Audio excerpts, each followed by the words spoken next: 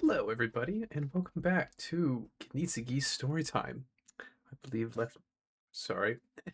This month we're reading Percy Jackson and the Lightning Thief. I believe we left off on chapter 12. Now, without much further ado, let's get to the reading. Pull it up here. All right. Chapter 12.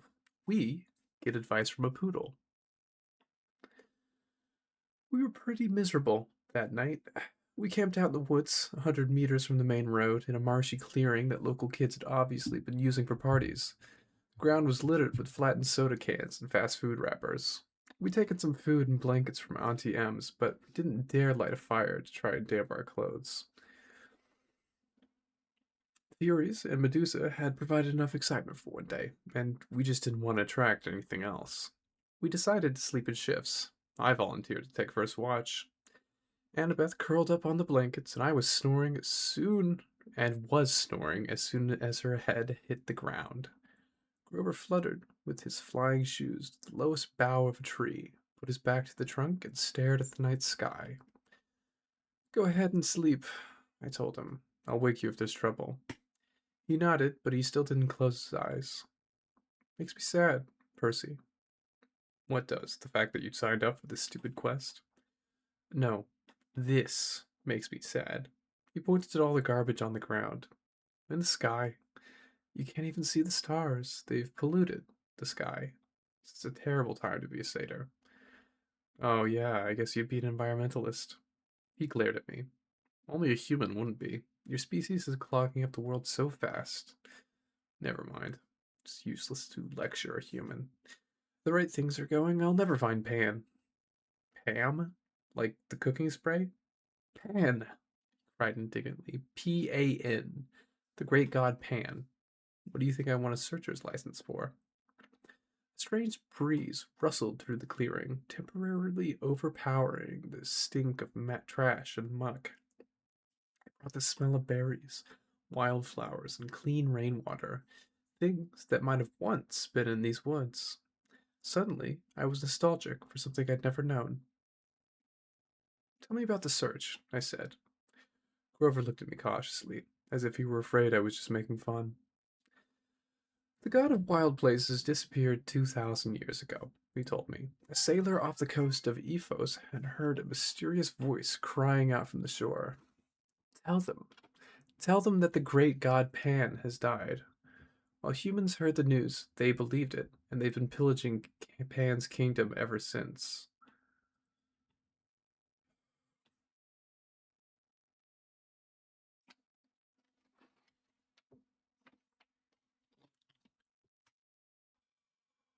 Sorry. But for the satyrs, Pan was our lord and master. He protected us and the wild places of the earth. We refused to believe that he died. In every generation, the braver satyrs pledged their lives finding Pan. They searched the earth, exploring all the wildest places, hoping to find where he is hidden and wake him from his sleep. And you want to be a searcher? It's my life's dream, he said. My father was a searcher. My uncle Ferdinand. The, statue you saw back there. Oh, right. Sorry. Grover shook his head. Uncle Ferdinand knew the risks, and so did my dad, but I'll succeed. I'll be the first searcher to return alive. Hang on. The first? Grover took his reed pipes out of his pocket. No searcher has ever come back. Once they set out, they disappear. They're never seen alive again. Not once in 2,000 years? No. And your dad? You have no idea what happened to him? None. But you still want to go? I said, amazed. I mean, you really think you'd be the one to find Pan? I have to believe that, Percy. Every searcher does. The only thing that keeps us from despair when we look at what humans have done to the world. I have to believe that Pan can still be awakened. I stared at the orange haze of the sky and tried to understand why Grover could pursue a dream that seemed so hopeless. Then again, was I any better? How are we going to get into the underworld? I asked him. I mean, what chance do we have against a god? I don't know, he admitted. But back at Medusa's, when you were searching your office, Annabeth was telling me. Oh, I forgot. Annabeth will have a plan all figured out. Don't be so hard on her, Percy. She's had a tough life. She's a good person, after all. She forgave me. His voice faltered. What do you mean? I asked. Forgave you for what? Suddenly, Grover seemed very interested in playing notes on his pipes. Wait a minute, I said. Your first keeper job was 5 years ago. Annabeth has been at that camp for 5 years. She wasn't, your first assignment that went wrong? I can't talk about it, Grover said.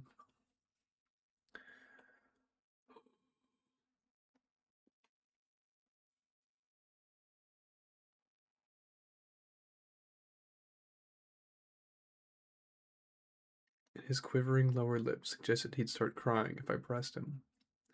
But as I was saying, back at Medusa's, Annabeth and I agreed there's something very strange going on with this quest. Something isn't what it seems. Well, duh, I'm getting blamed for stealing a thunderbolt that Hades took. That's not what I mean, Grover said. The kindly ones were sort of holding back, like Miss Dodds at Yancey Academy. Why did she wait so long to try and kill you? Then on the bus, they just weren't as aggressive as they could have been. They seemed plenty aggressive to me. Grover shook his head. They were screeching at us. Where is it? Where? Asking about me, I said.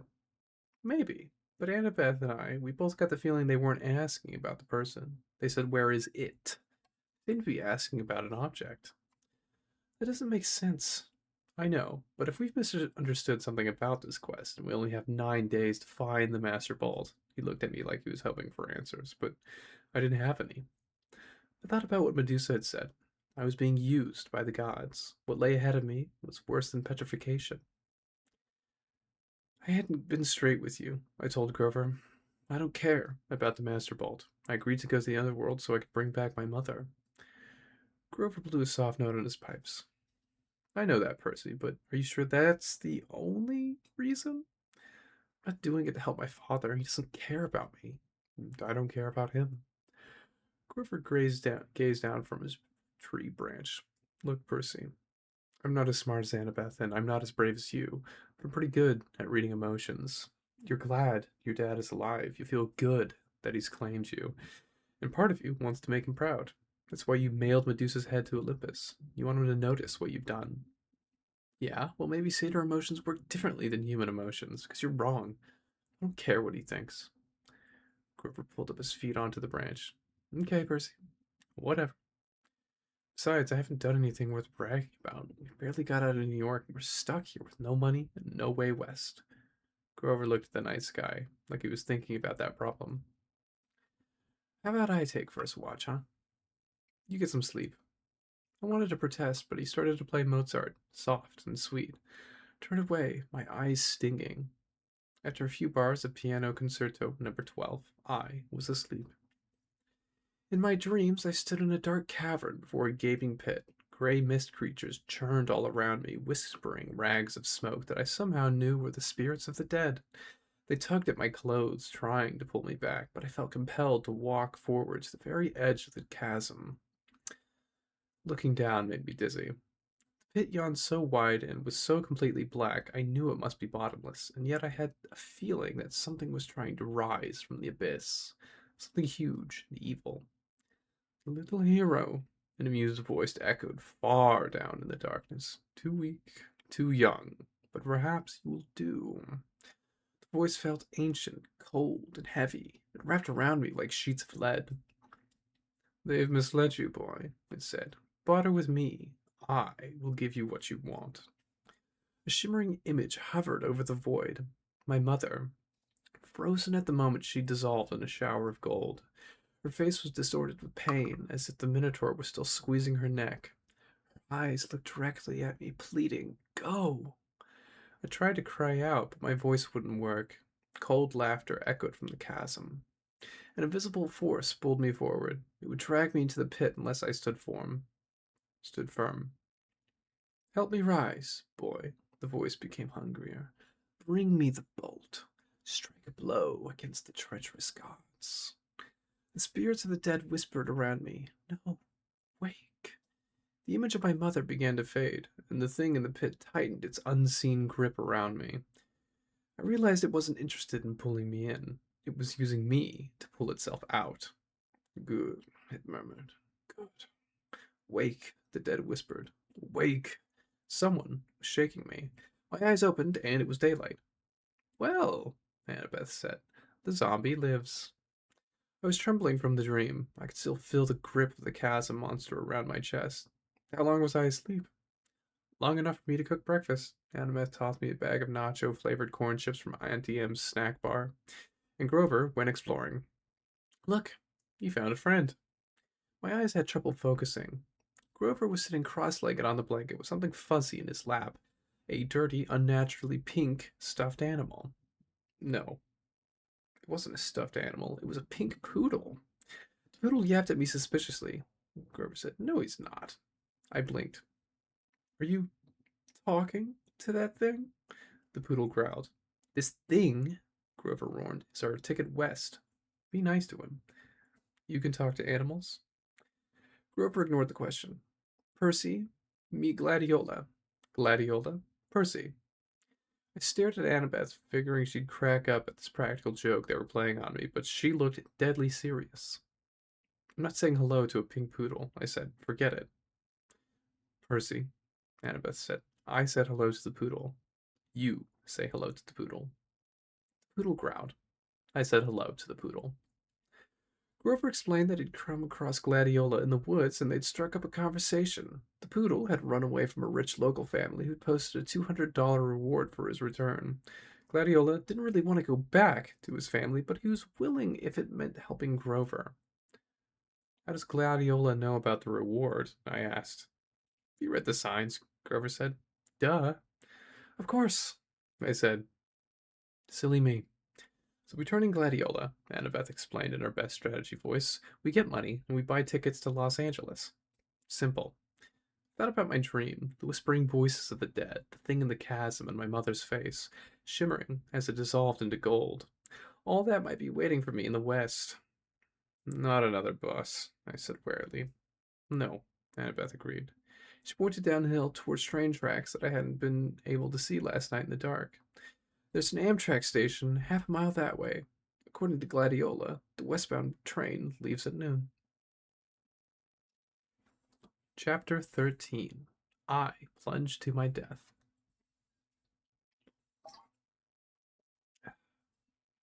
We spent 2 days on the Amtrak train, heading west through hills, over rivers, past amber waves of grain.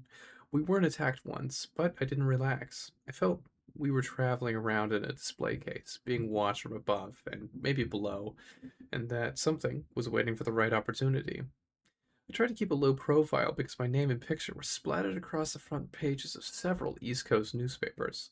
The Trenton Register News showed a photo taken by a tourist as I got off the Greyhound bus. I had a wild look in my eyes. My sword was metallic blur in my hands. Might have been like a baseball bat or a lacrosse stick. The picture's caption read, 12-year-old Percy Jackson, wanted for questioning in the Long Island disappearance of his mother 2 weeks ago, is shown here, fleeing from a bus where he accosted several elderly female passengers. The bus exploded on East New Jersey roadside shortly after Jackson fled the scene. Based on eyewitness accounts, police believe the boy may be traveling with 2 teenage accomplices. His stepfather, Gabe Ugliano, has offered a cash reward for information leading to his capture. Don't worry, Annabeth told me. Mortal police could never find us. But she didn't sound so sure. The rest of the day I spent alternatively pacing the length of the train, because I had a really hard time sitting still, or looking out the windows. Once I spotted a family of centaurs galloping across a wheat field, bows at the ready as they hunted lunch. The little boy centaur, who was the size of a second grader on a pony, caught my eye and waved. I looked around the passenger car, but nobody else had noticed. The adult riders all had their faces buried in laptop computers or magazines. Another time, towards evening, I saw something huge moving through the woods. I could have sworn it was a lion, except that lions don't live wild in America, and this thing was the size of a tank. Its fur glinted gold in the evening light. Then it leaped through the trees and was gone. Our reward money for returning Gladiola, the poodle, had only been enough to purchase tickets as far as Denver. We couldn't get berths in the sleeper car, so we dozed in our seats. My neck got stiff. I tried not to drool in my sleep, since Annabeth was sitting right next to me. Grover kept snoring, bleeding, and waking me up. Once he shuffled around and his fake foot fell off. Annabeth and I had to stick it back on before any of the other passengers noticed. So, Annabeth asked me, once we got Grover's trainer readjusted, "Who wants your help?" "What do you mean?" "When you were asleep just now, you mumbled, 'I won't help you.' Who were you dreaming about?" I was reluctant to say something. It was the second time I dreamed about that evil voice from the pit, but it bothered so much I finally told her. Annabeth was quiet for a long time. "It doesn't sound like Hades. He always appears on a black throne, and he never laughs. He offered my mother in trade.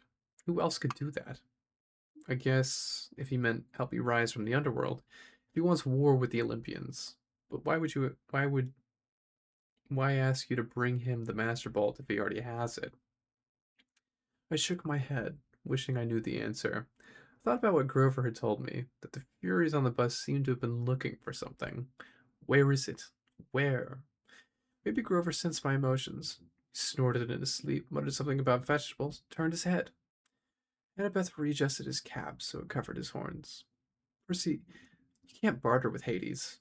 You know that, right? He's deceitful, heartless, and greedy.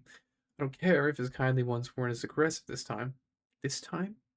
I asked. "You mean you've run into them before?" Her hand crept up to her necklace. She fingered a glazed white bead painted with the image of a pine tree, one of her clay end of the summer tokens. "Let's just say I've got no love for the Lord of the Dead. Can't be tempted to make a deal for your mom." "What would you do if it was your dad?" "That's easy," she said. "I'd leave him to rot." "You're not serious."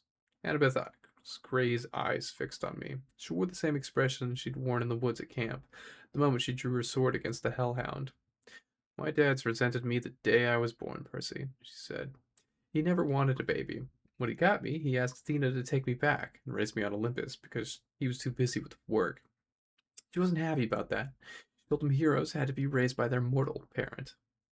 But now, I guess you weren't born in a hospital. I appeared on my father's doorstep, in a golden cradle, carried down from Olympus by Zephyr of the West Wind. I think my dad would remember that as a miracle, right? Like maybe he takes some digital photos or something, but he always talked about my arrival as if it were the most inconvenient thing that had ever happened to him. When I was 5, he got married. Totally forgot about Athena. He got a regular mortal wife, and he had 2 regular mortal kids. Tried to pretend I didn't exist. I stared out the train window. The lights of the sleeping town were drifting by. I wanted to make Annabeth feel better, but I didn't know how. "My mom married a really awful guy," I told her. "Grover said she did it to protect me, to hide me from the scent of a human family." "Maybe that's what your dad was thinking."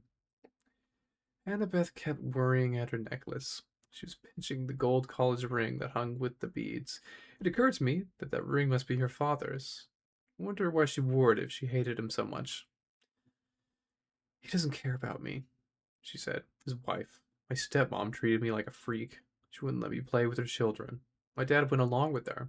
Whenever something dangerous happened, something with monsters, they would look at me resentfully, like, 'How dare you put our family at risk?' Finally, I took the hint. I wasn't wanted. I ran away."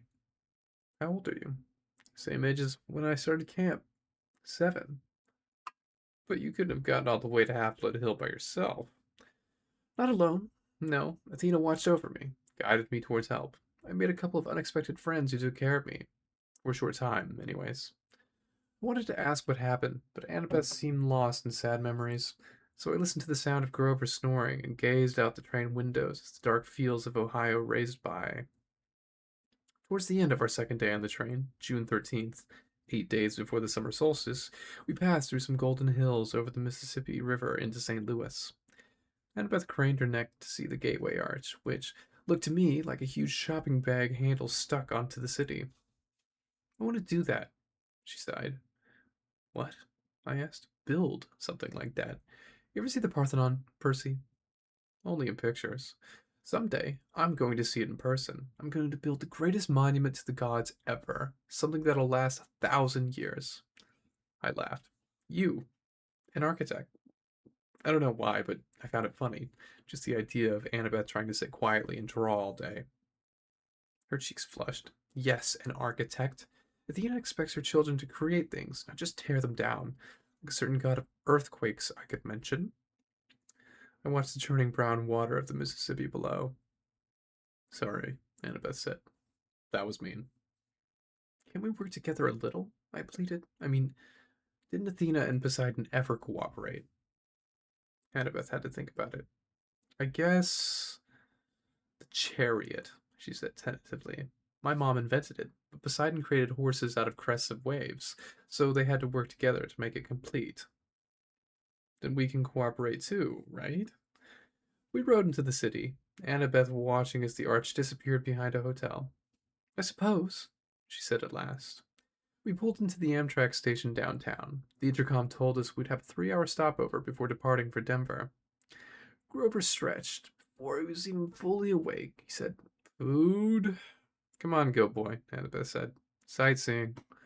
Sightseeing? The Gateway Arch, she said. It's maybe my only chance to ride to the top. You coming or not? Grover and I exchanged looks. I wanted to say no, but I figured that if Annabeth was going, we couldn't very well let her go alone. Grover shrugged. As long as there's a snack bar without monsters. The arch was about a mile from the train station. Late in the day lines to get in weren't that long. We threaded our way through the underground museum, looked at covered wagons and other junk from the 1800s. It wasn't all thrilling, but Annabeth kept telling us interesting facts about how the arch was built. Grover kept passing me jelly beans, so that was okay. I kept looking around, though, at the other people in line. Smell anything? I muttered to Grover.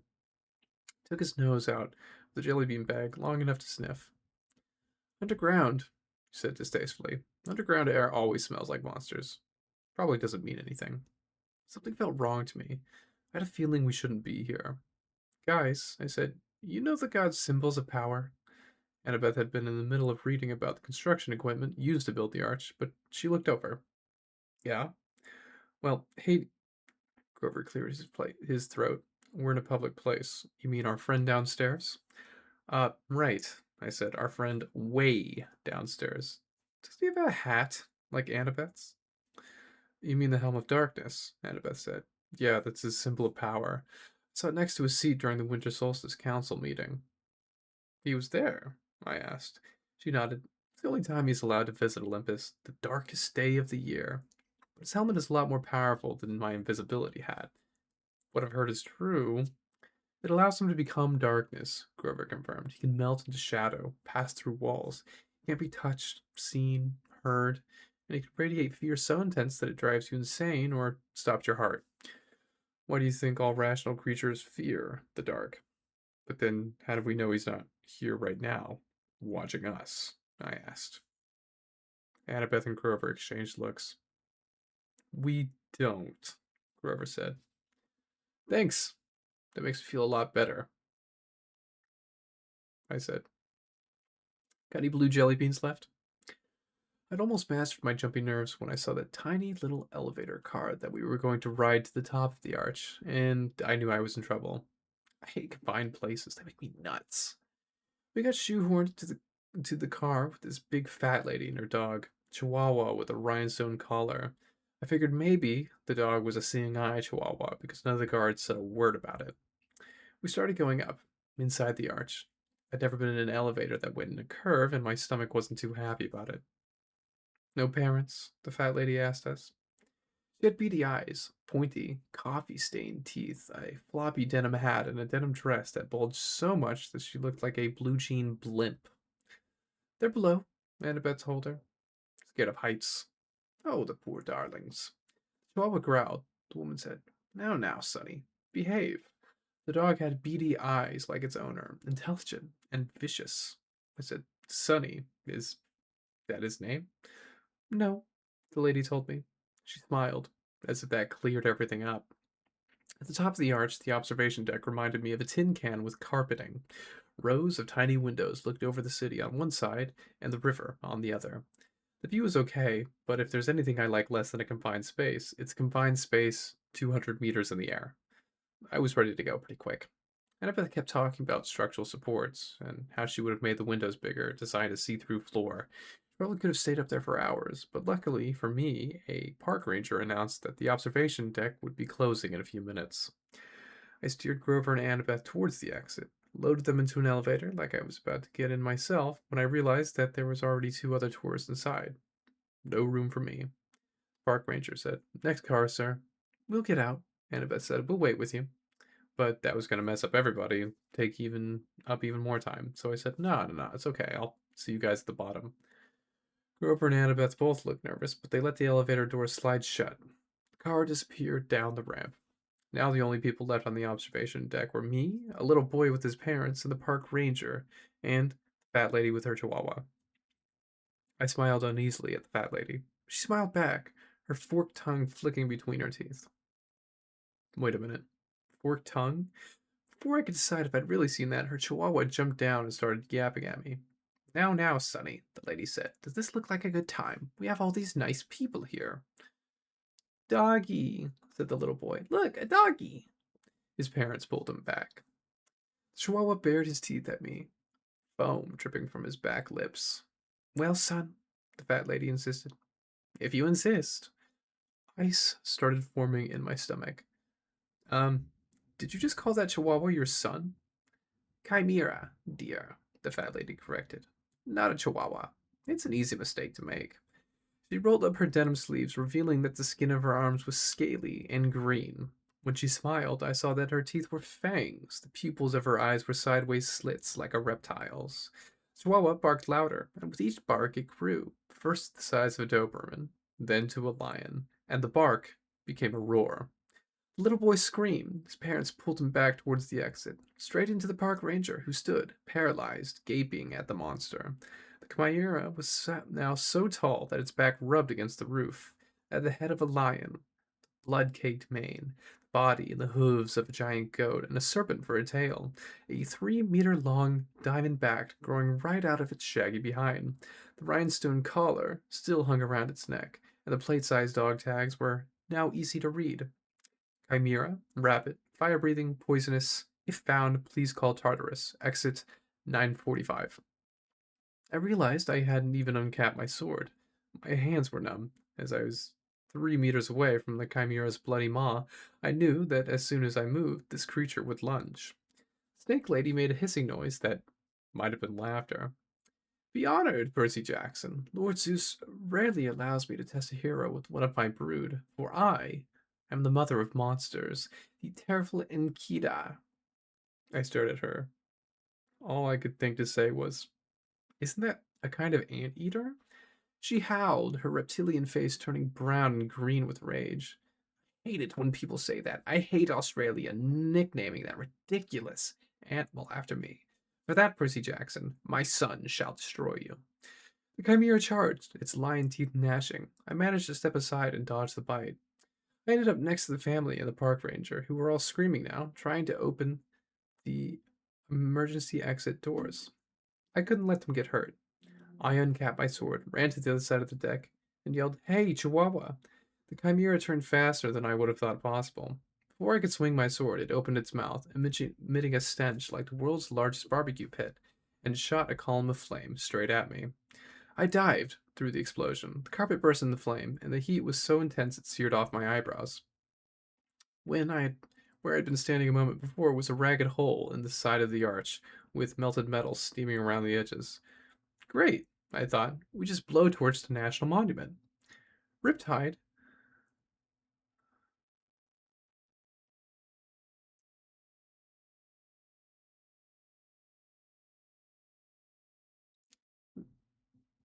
Riptide was now a shining bronze blade in my hands, and as the chimera turned, I slashed at its neck. That was my fatal mistake. The blade sparked off harmlessly off the dog collar. I tried to regain my balance, but I was so worried about defending myself against the fiery lion's mouth, I completely forgot about the serpent's tail until it whipped around and sunk its fangs into my calf. My whole leg was on fire. I tried to jab Riptide into my Mira's mouth, but the serpent tail wrapped around my ankle and pulled me off balance, and my blade flew out of my hand, spinning out of the hole in the arch, down towards the Mississippi River. I managed to get to my feet, but I knew I had lost. I was weaponless, and I could feel deadly poison racing up to my chest. I remember Chiron saying the Anakalusmos would always return to me, but there was no pen in my pocket. Maybe it had fallen too far away. Maybe it only returned when it was in pen form. I didn't know, and I wasn't going to live long enough to figure it out. I backed into the hole in the wall. The chimera advanced, growling, smoke curling from its lips. The snake lady, Inkaida, cackled. They don't make heroes like they used to, eh, son? The monster growled. It seemed in no hurry to finish me off now that I was beaten. I glanced at the park ranger and the family. The little boy was hiding behind his father's legs. I had to protect these people. I couldn't just die. I had to think, but my whole body was on fire. My head felt dizzy. I had no sword. I was facing a massive fire breathing monster and its mother. And I was scared. There was no place else to go, so I stepped to the edge of the hole. Far, far below, the river glittered. If I died, would the monsters go away? Would they leave the humans alone? If you are the son of Poseidon, Enchida hissed, you would not fear water. Jump, Percy Jackson. Show me that the water will not harm you. Jump and retrieve your sword. Prove your bloodline. Yeah, right, I thought. I'd read somewhere that jumping into water from a couple of stories up was like jumping onto solid tar. From here, I'd splatter on impact. The chimera's mouth glowed red, heating up for another blast. You have no faith, Kaida told me. You do not trust the gods. I cannot blame you, little coward. Better you die now. The gods are faithless. The poison is in your heart. She was right. I was dying. I could feel my breath slowing down. Nobody could save me, not even the gods. I backed up and looked down at the water. I remember the warm glow of my father's smile when I was a baby. He must have seen me. He must have visited me when I was in my cradle. I remember the swirling green trident that had appeared above my head the night of Capture the Flag, when Poseidon claimed me as his son. But this wasn't the sea. This was the Mississippi, dead center of the USA. There was no sea god here. Die, faithless one, Enchida rasped, as the chimera sent a column of flame towards my face. Father, help me, I prayed.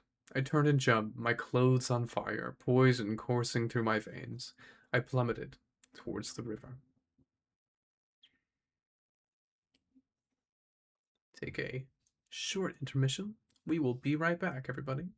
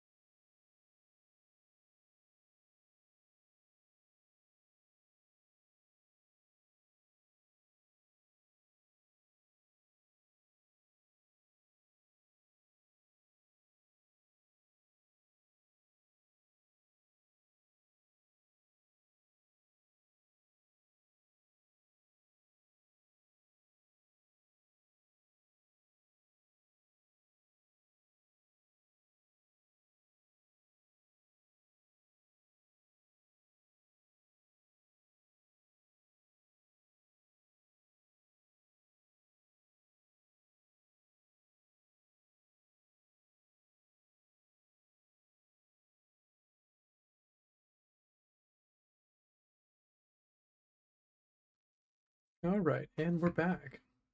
Chapter 12. I become a known fugitive. I'd love to tell you that I had some deep revelation on my way down, that I came to terms with my own mortality, laughed in the face of death, etc. The truth, my only thought was, ah! The river raced towards me at the speed of a truck. Wind ripped the breath from my lungs. Steeples, skyscrapers, and bridges tumbled in and out of my vision. And then, laboom!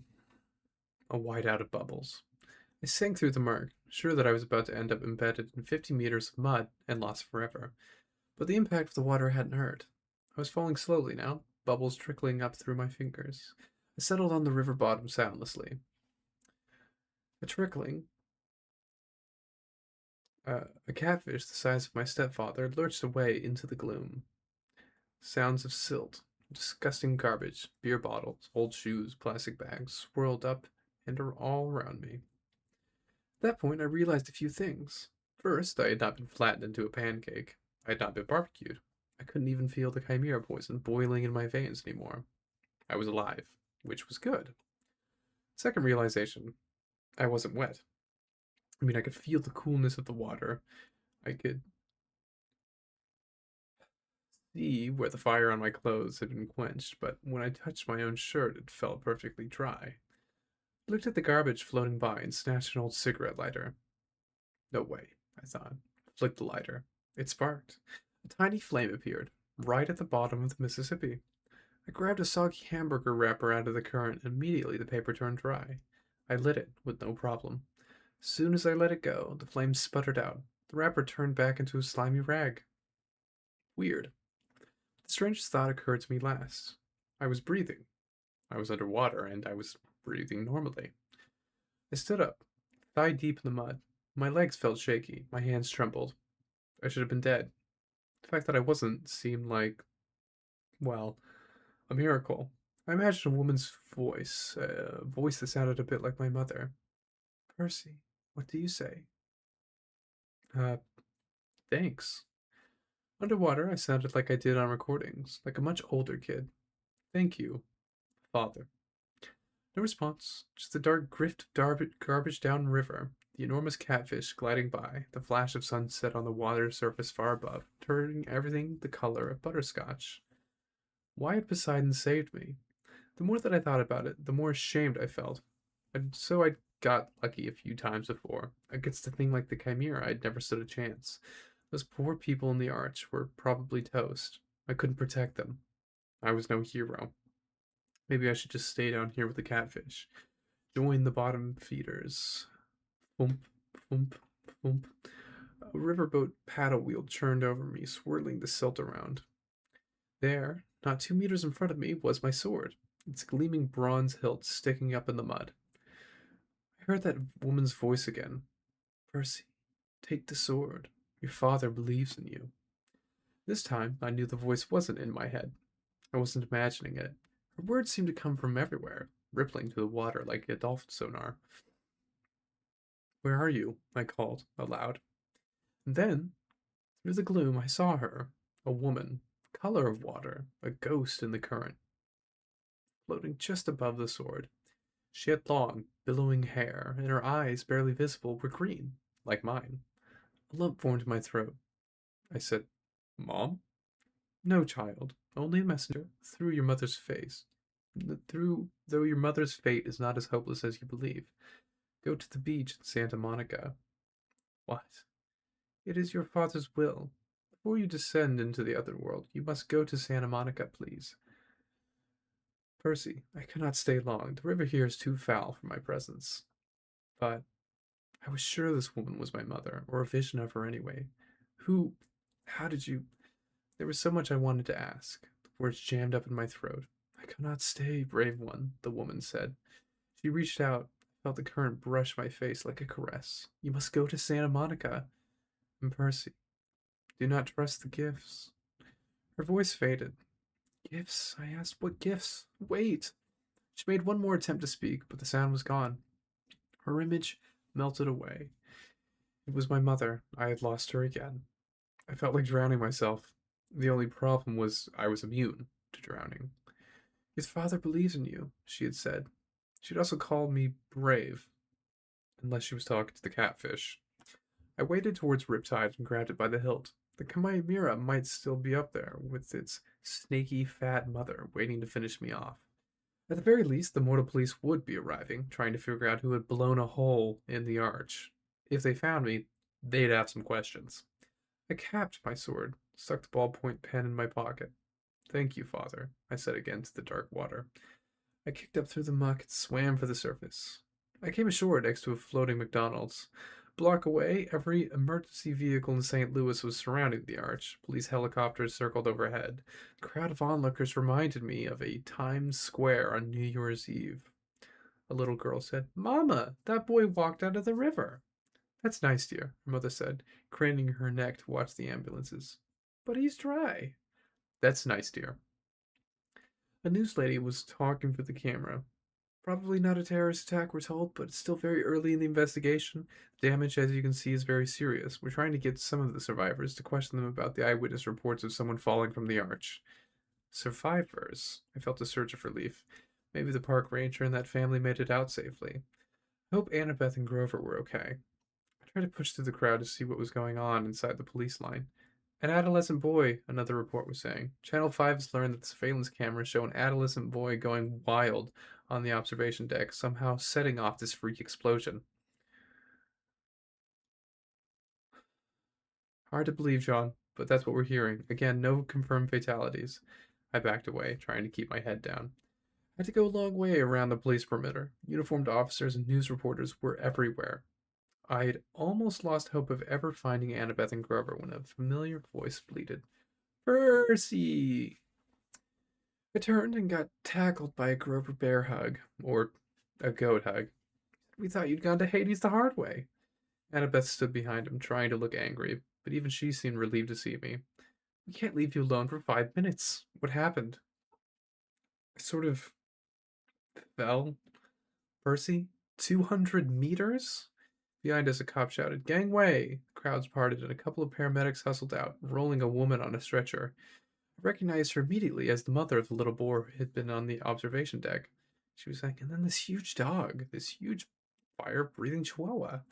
Okay, ma'am, the paramedic said. Just calm down. Your family is fine. The medication is starting to kick in. I'm not crazy. This boy jumped out of the hole, and the monster disappeared. And then she saw me. There he is. That's the boy.